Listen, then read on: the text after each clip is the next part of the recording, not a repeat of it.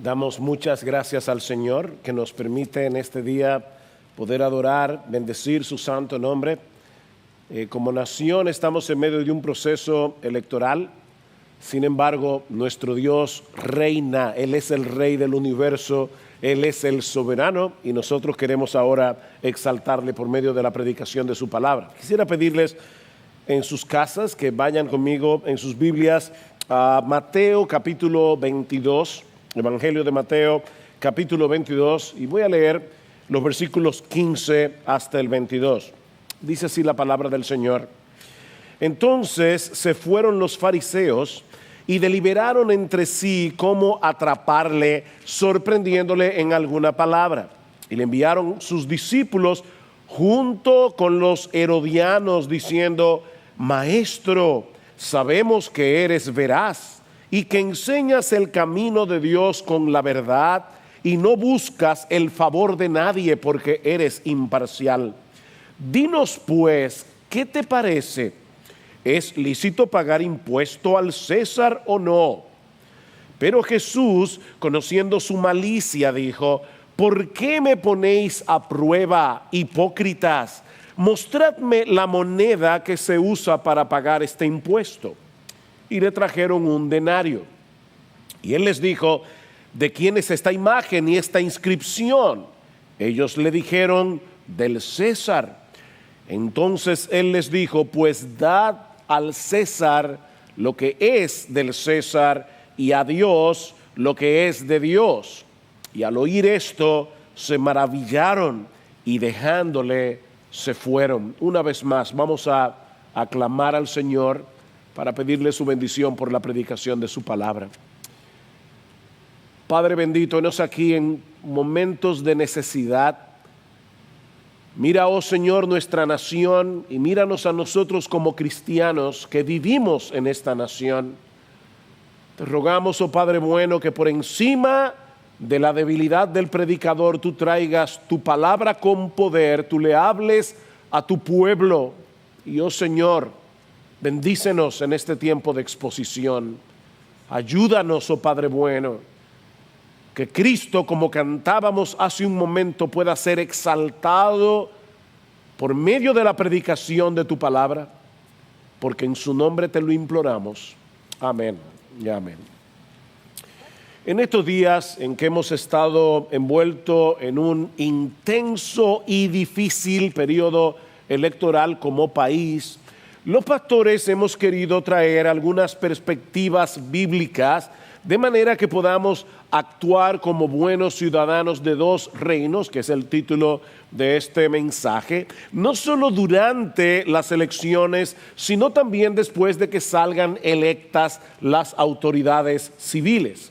Es por eso que la semana pasada trajimos algunos principios de las Escrituras que deben guiarnos a la hora de votar.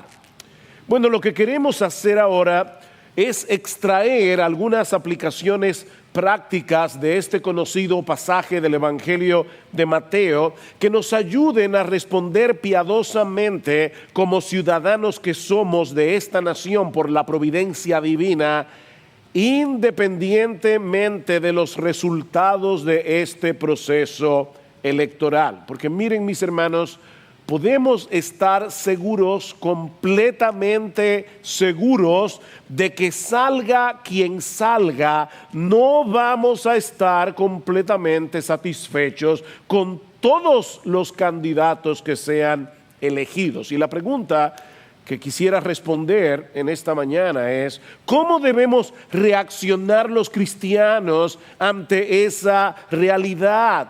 Como ciudadanos que somos, no solamente de esta nación, sino también del reino de Dios.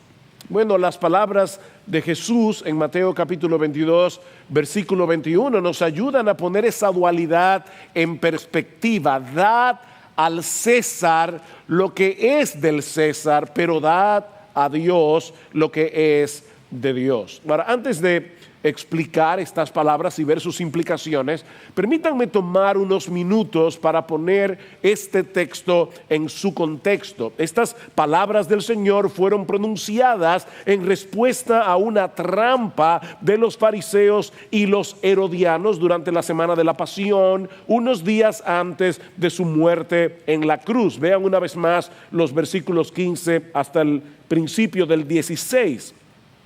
Entonces se fueron los fariseos y deliberaron entre sí cómo atraparle. Fíjense la motivación, sorprendiéndole en alguna palabra. Y le enviaron sus discípulos junto con los herodianos. Hay un refrán que dice que aves de una misma pluma vuelan juntas. Bueno, eso es precisamente lo que nosotros tenemos aquí. Un complot unificado entre dos grupos religiosos que tenían un plumaje muy diferente, tanto en su sentido religioso como político. Por un lado estaban los fariseos, que representaban el sentir nacionalista de los judíos. Los fariseos resentían el poder de Roma sobre ellos. Por el otro lado estaban los herodianos, que apoyaban ciegamente al rey Herodes, que era el títere de turno que los romanos habían puesto sobre el trono de la nación de Israel. Unos eran conservadores, los otros eran liberales. Unos se caracterizaban por su afán de cumplir al pie de la letra los aspectos externos de la ley, los otros eran abiertamente mundanos. Sin embargo, estos dos grupos tenían algo en común. Ambos aborrecían al Señor Jesucristo y querían deshacerse de él. Jesús representaba una amenaza para los dos partidos, mis hermanos, nunca olviden eso.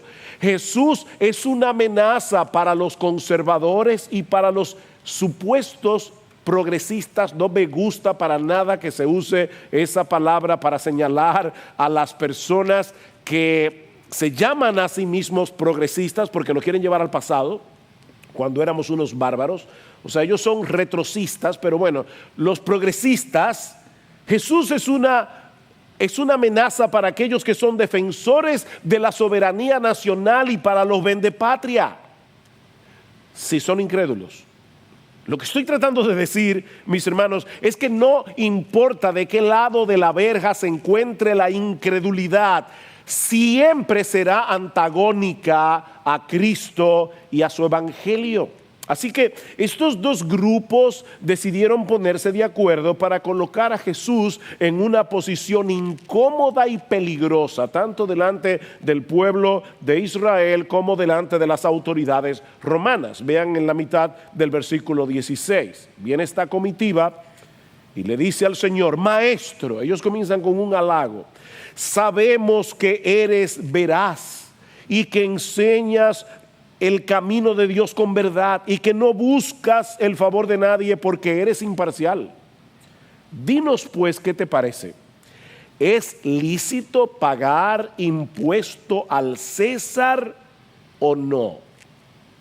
Este impuesto del que ellos están hablando aquí era un denario que todos los varones adultos de Israel debían pagar una vez al año. De esa manera los romanos tenían una idea del tamaño de la población del imperio. De hecho, la palabra que se traduce como censo en nuestras Biblias es una transliteración de la palabra latina censo, de donde viene nuestra palabra censo en español. Era de esa manera que los romanos hacían su censo, a través de este pago del impuesto. Ahora, recuerden que en el antiguo pacto Israel era una teocracia. Eso significa que Dios era el rey de Israel. Dios era su máxima autoridad. De manera que el gobierno de Roma sobre ellos no solo era un ataque directo a su independencia nacional, sino que al mismo tiempo representaba para ellos un serio problema religioso.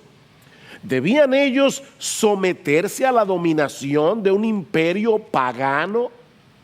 Para colmo de males, el denario, que era la moneda que se usaba para pagar el impuesto, tenía impresa la imagen del César y una inscripción que lo proclamaba como un dios.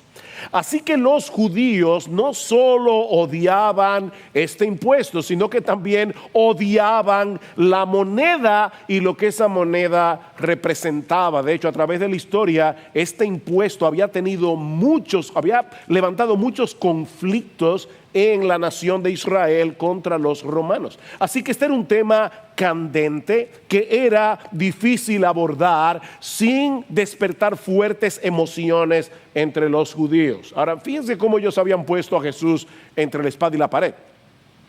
Si Jesús respondía que sí, que debían pagar el impuesto, los fariseos iban a acusarlo de ser un Mesías fraudulento que estaba claudicando ante el poder de Roma. Si decía que no debían pagar los impuestos, los herodianos podían acusarlo ante los romanos de que él estaba fomentando una religión. ¿Se dan cuenta? Era una situación de perder. O Jesús perdía la popularidad frente a los judíos, o se arriesgaba a perder su vida. Era una trampa sumamente astuta de la que era casi imposible escapar, excepto para Jesús. No olviden que Pablo dice del Señor Jesucristo en Colosenses capítulo 2, versículo 3, que en Él están escondidos todos los tesoros de la sabiduría y del conocimiento. Y Cristo no solo pudo librarse de la trampa, sino que al mismo tiempo aprovechó la oportunidad para presentar en una forma breve, sencilla, su perspectiva sobre la relación entre el poder político y el poder espiritual. Una de las cosas que más me sorprenden del Señor Jesucristo es lo mucho que Él puede decir en tan pocas palabras, porque esa expresión, dad al César lo que es del César y a Dios lo que es de Dios, solo tiene 10 palabras en el original, y es impresionante todo el cúmulo de información que hay en esa expresión. Hay varias implicaciones en esta respuesta de Jesús que nos ayudan a entender cómo deben relacionarse los cristianos con el gobierno civil. Y eso es precisamente lo que vamos a estar considerando en el resto de este mensaje, la respuesta de Jesús y sus implicaciones. Versículo 18. Pero Jesús, conociendo su malicia, dijo: ¿por qué me ponéis a prueba, hipócritas? Mostradme la moneda que se usa para pagar este impuesto. Y le trajeron un denario. Y él les dijo: ¿de quién es esta imagen y esta inscripción? Ellos le dijeron: del César. Entonces él les dijo: pues dad al César lo que es del César y a Dios lo que es de Dios. Y al oír esto se maravillaron y dejándole se fueron. Yo sé, mis hermanos, que estas palabras son muy conocidas. De hecho, este es uno de los dichos más famosos, más citados de nuestro Señor Jesucristo. Sin embargo, yo pienso que algunas de las implicaciones de esta declaración tal vez no resulten tan evidentes para algunos, o tan evidentes, exacto, para algunos. La primera implicación es que debemos respetar y obedecer las autoridades civiles bajo la suprema autoridad de Dios. Esa es la primera implicación. Nosotros debemos respetar al gobierno bajo la suprema autoridad de Dios. Con esta sencilla declaración, el Señor no solo estaba reconociendo la legitimidad del gobierno civil, incluso de un gobierno pagano como el de Roma, sino también la responsabilidad que nosotros tenemos como cristianos de soportar el gobierno con el pago de nuestros impuestos, aunque eso no nos guste. Mis hermanos, fue Dios el que instituyó los gobiernos humanos para beneficio del hombre, porque siempre, invariablemente será mejor estar bajo autoridad que vivir en anarquía, aún en aquellos casos en los que el gobierno es un mal gobierno. Pablo dice en Romanos capítulo 13 que nosotros debemos someternos a las autoridades superiores, porque no hay autoridad sino de Dios, y las que existen por Dios son constituidas. Lo que Pablo está diciendo es que desde el principio de la creación, Dios le dio al hombre la responsabilidad no solamente de llenar la tierra, sino también de sojuzgarla, de ejercer autoridad sobre ella. Y después de la entrada del pecado en el mundo, se hizo más evidente la necesidad de una estructura de poder que pusiera cierto límite a la maldad humana, teniendo la autoridad necesaria para castigar a los malhechores, como vemos en Génesis capítulo 9, versículo 6. Así que el gobierno es una idea de Dios, eso es lo que Pablo está diciendo. El gobierno es una idea de Dios. En ese mismo pasaje de Romanos 13 que acabo de citar, Pablo dice que los gobernantes deben ser motivos de temor para los que hacen el mal, porque no en vano llevan la espada, pues ministro es de Dios, un vengador que castiga al que practica lo malo. Esa es una de las funciones fundamentales del gobierno, actuar como ministro de Dios para frenar la maldad en el mundo, castigando a los que hacen el mal. Y mis hermanos, todos ellos van a darle cuenta a Dios algún día por el ejercicio de esa autoridad que le fue delegada. Así que mis hermanos amados, no importa quién salga electo en estas elecciones, nuestro deber es someternos y respetar las autoridades que sean elegidas y aún apoyar el gobierno con el pago de nuestros impuestos. Debemos devolver al César lo que es del César, porque el gobierno hace una labor que solo puede sostenerse con el pago de los impuestos de los ciudadanos. Esa es una de las implicaciones de esta declaración de Jesús. Todo creyente tiene la responsabilidad de ser un buen ciudadano de la nación en la que le haya tocado vivir, independientemente de lo bueno o lo malo que puedan ser los gobernantes de turno. Cuando Pablo escribió Romanos 13, de Romanos, el que gobernaba el imperio era Nerón, un hombre cruel, un hombre inestable que desató la primera persecución oficial contra los cristianos en el siglo I.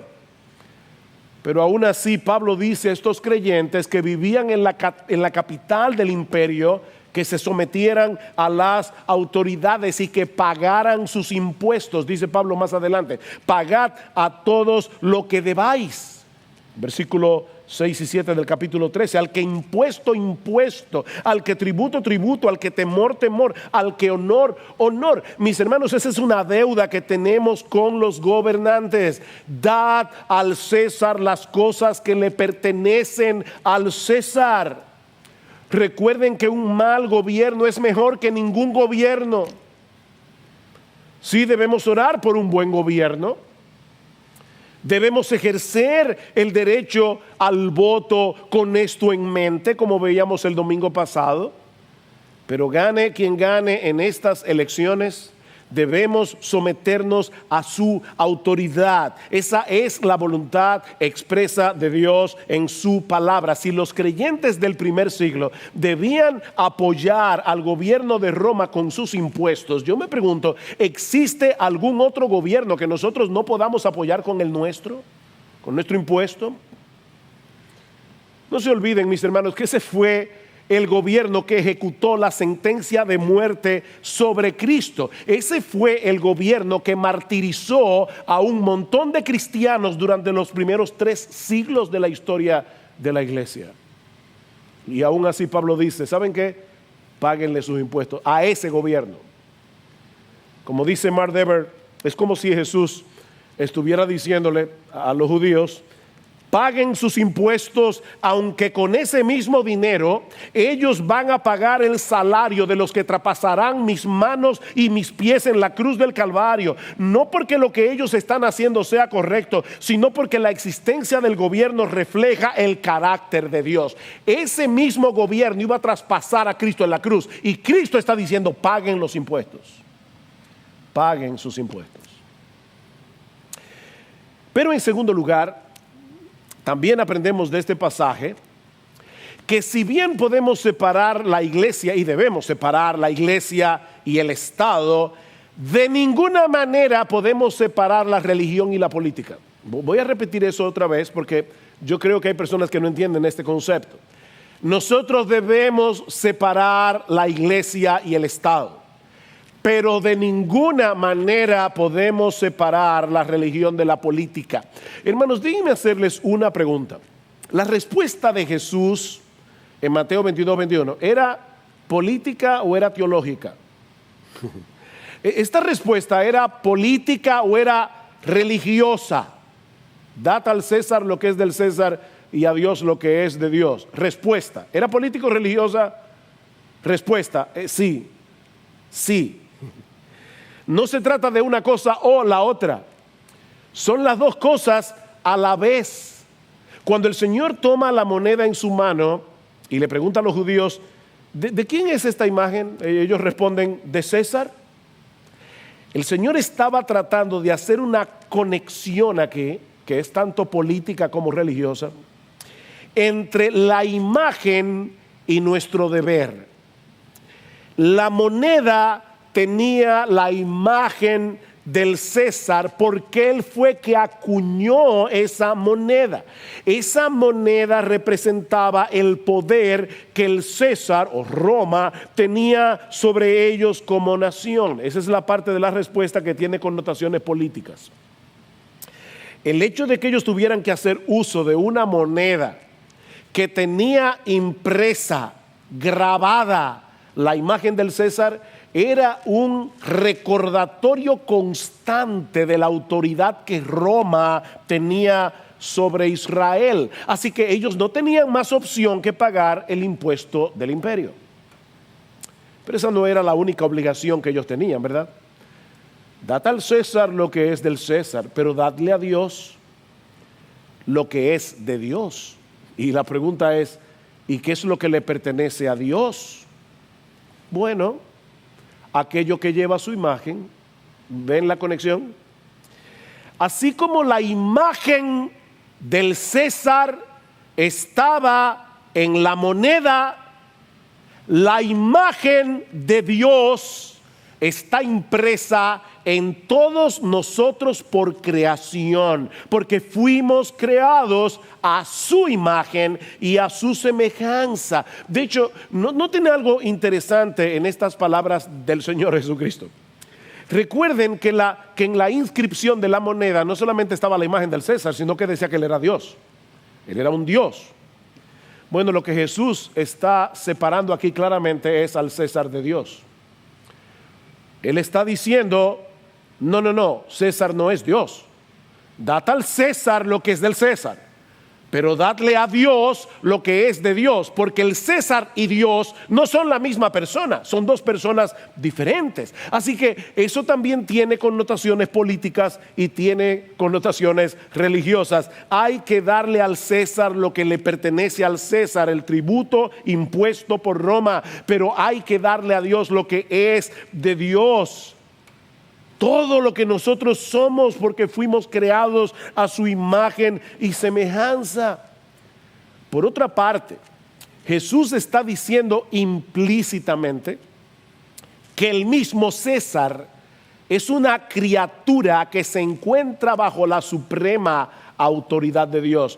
Todo lo que César tiene, incluyendo su autoridad, le pertenece a Dios, porque él también es una criatura hecha a su imagen. Ustedes recuerdan cuando Jesús fue llevado delante de Poncio Pilato para ser interrogado, y en un momento dado Pilato le hace una pregunta, Jesús rehúsa responder, permanece en silencio, y dice que Pilato, en una forma arrogante, le dice al Señor, ¿a mí no me hablas? ¿No sabes que tengo autoridad para soltarte y que tengo autoridad para crucificarte? ¿Cuál fue la respuesta de Jesús? Ninguna autoridad tendrías contra mí si no te fuese dada de arriba. Y es obvio, mis hermanos, que Jesús no se estaba refiriendo a la autoridad del César. O sea, el que estaba arriba no es el César.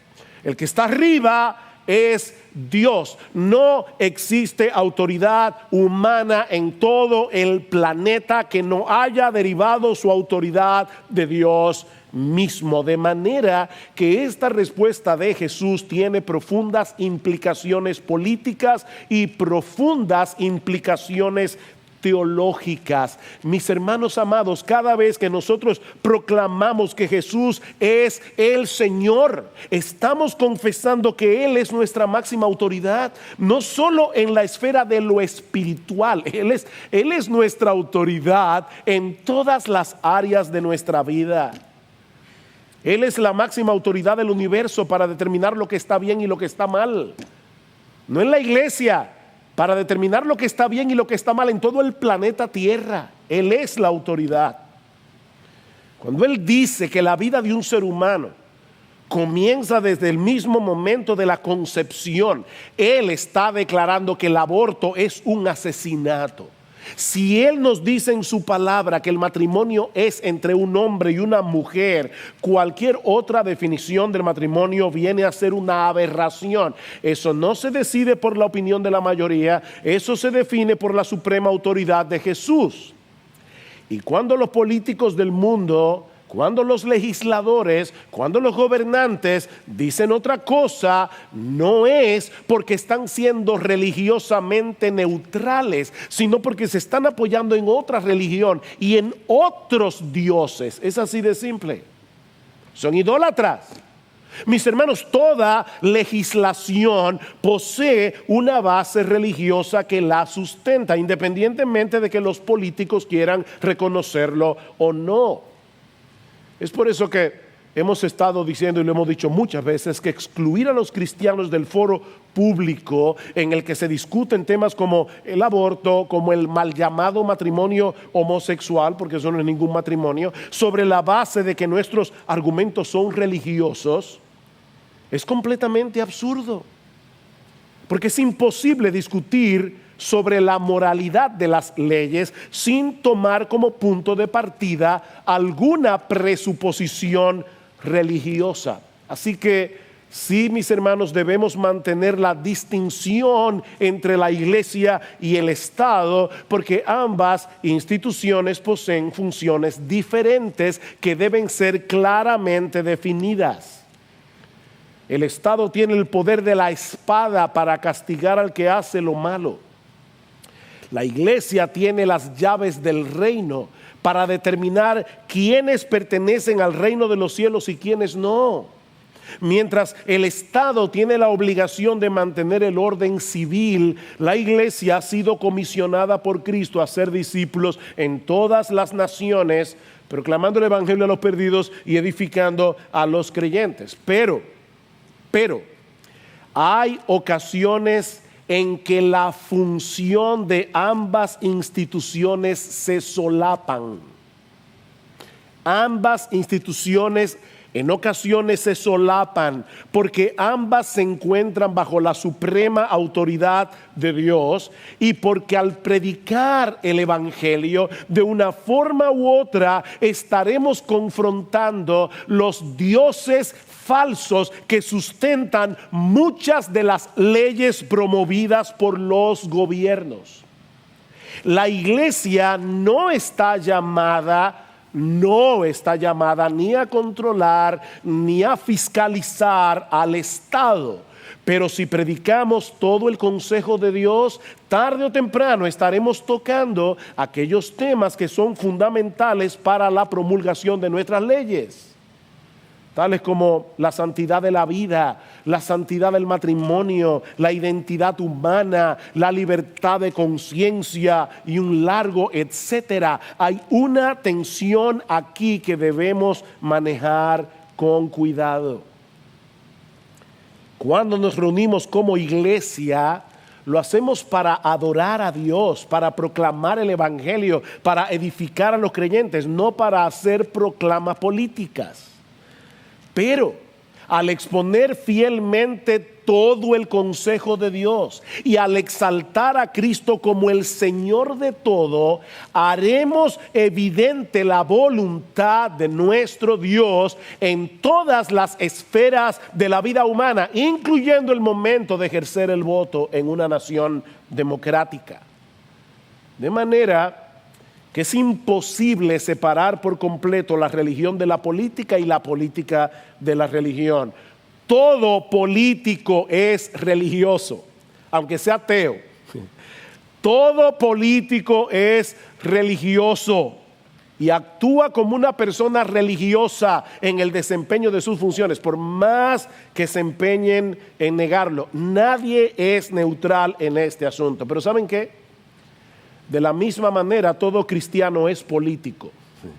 Porque en todas las esferas de la vida humana nosotros actuamos como ciudadanos de dos reinos, que es la tercera implicación que encontramos en esta respuesta de Jesús. Los cristianos debemos ser buenos ciudadanos del reino de los cielos, del reino de los hombres, pero sobre todas las cosas debemos ser buenos ciudadanos del reino de Dios. Debemos dar al César lo que es del César, porque somos ciudadanos de una nación terrenal. Pero de la misma manera debemos dar a Dios lo que es de Dios, porque todo lo que somos y todo lo que tenemos le pertenece a Él. No es una cosa o la otra, sino una cosa, ser buenos ciudadanos de la tierra por causa de la otra, porque somos ciudadanos del cielo, porque somos cristianos. De hecho, y voy a decir algo que a algunos les puede parecer extraño. Solo los cristianos estamos capacitados por la gracia de Dios para ser buenos ciudadanos del reino de los cielos. Bueno, eso es evidente, nadie va a cuestionar eso. Es más que evidente que solo los cristianos podemos dar a Dios lo que es de Dios, ¿verdad? Lo que no parece tan evidente es que solo los cristianos podemos ser buenos ciudadanos del reino de los hombres. Porque solo los cristianos podemos de corazón dar al César lo que es del César, de corazón, porque entendemos que al hacerlo estamos actuando en obediencia a nuestro supremo Rey y Señor.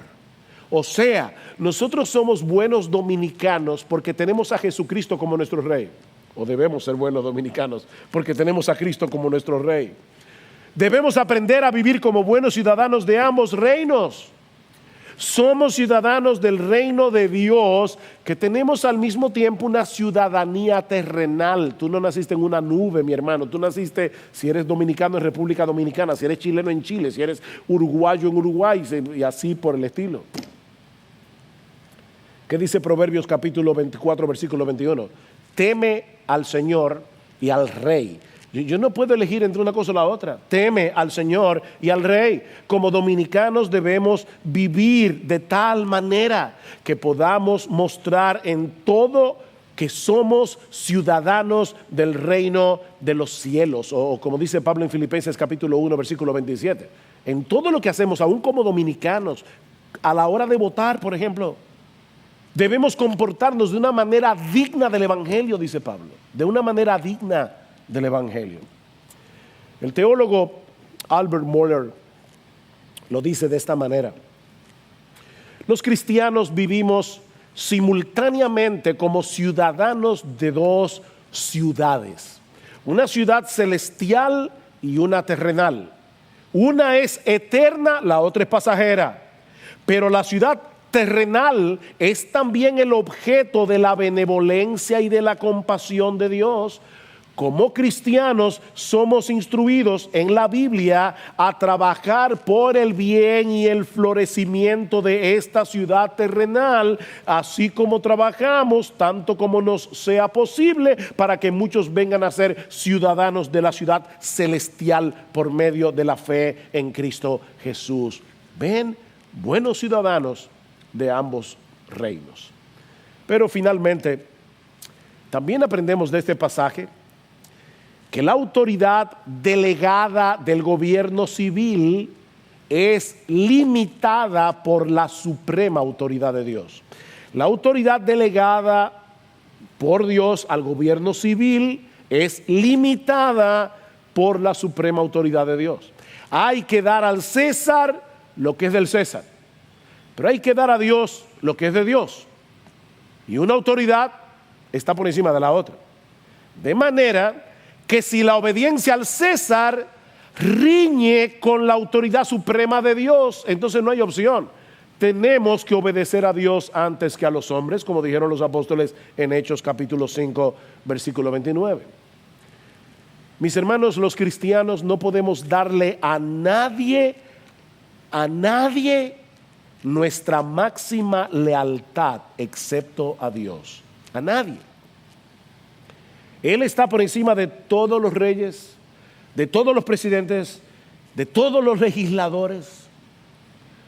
Y debemos tener el coraje de vivir y predicar a la luz de esa realidad sin importar lo que eso implique. Esa fue la oración de la iglesia en el primer siglo, cuando fueron amenazados por las autoridades religiosas y le pidieron que se callaran la boca, que no predicaran más la palabra del Señor. ¿Saben lo que ellos le pidieron al Señor en oración? Señor, considera sus amenazas y permite que tus siervos hablen tu palabra con toda confianza. Esa fue su oración.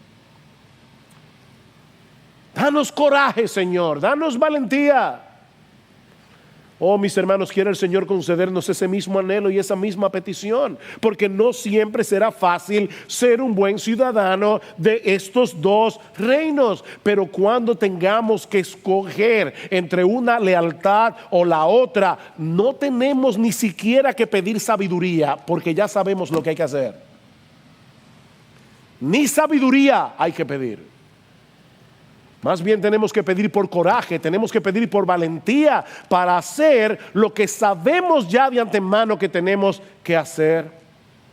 Por otra parte, si nuestra máxima lealtad es hacia Dios, eso también quiere decir, mis hermanos, que no podemos dividirnos por diferencias partidistas.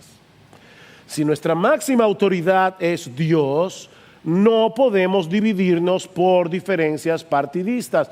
Todos los cristianos verdaderos debemos esforzarnos por preservar la unidad del Espíritu en el vínculo de la paz, como dice Pablo en Efesios. Recordando que tenemos un solo Señor, una sola fe, un solo bautismo, un solo Dios y Padre de todos, que está sobre todos, por todos y en todos. El resto de las cosas en las que podamos tener diferencias son secundarias, mis hermanos, y eso incluye la política. Son secundarias y de ninguna manera pueden dividir al pueblo de Dios. Cuidado, mis hermanos, no nos dejemos engañar por el enemigo, no nos dejemos arrastrar por nuestras pasiones, no nos dejemos arrastrar por nuestras preferencias personales. Como decíamos al principio de este mensaje, salga quien salga, no vamos a estar completamente satisfechos. Eso es imposible. Es imposible. Pero ¿saben qué? Y gloria al Señor por eso. Jesucristo sigue siendo Rey de Reyes y sigue siendo Señor de Señores. Y es en Él que estamos unificados como creyentes. Es en Él y solo en Él que estamos completamente satisfechos, no en un candidato. Solo en Cristo.